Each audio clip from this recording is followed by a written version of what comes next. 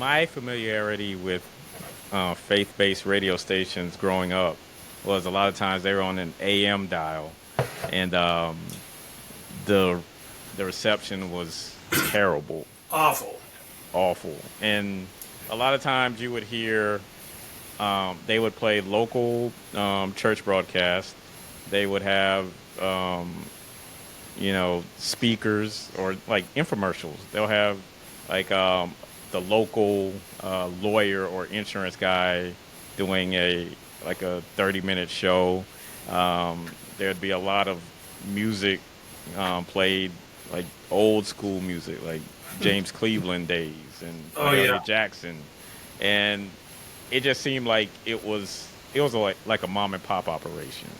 So yeah, I think with the thought of like the way you transformed it with everything that you're doing now, just I applaud you for that. Well, thanks, LeTroy. You have exact experience of so many people. In fact, excuse me. If you want to see what the state of Christian radio is generally, just go to Reddit and write in Christian radio, and you're going to see the challenges that the industry has. And I think the industry is very, I would say, complacent.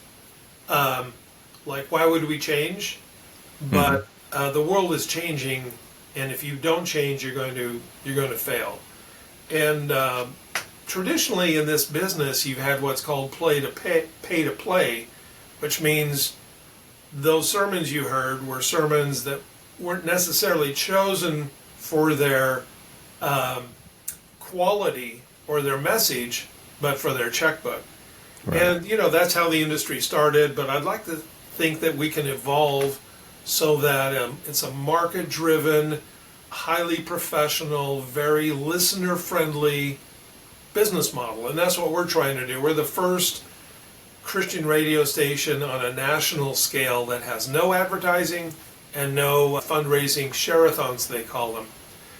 And it's all about providing music, providing inspiration to the audience. And now we can do that with technology we have that we didn't have just 5 years ago. And so we've become the largest national Christian radio station in Canada in a year and a half, just because it has that model that I think a lot of people are hungry for. But it's a technology play, because if you've always had the same DJ and the same model and the same sales, you're just going to keep doing the same thing. And I don't think that's what the listeners want.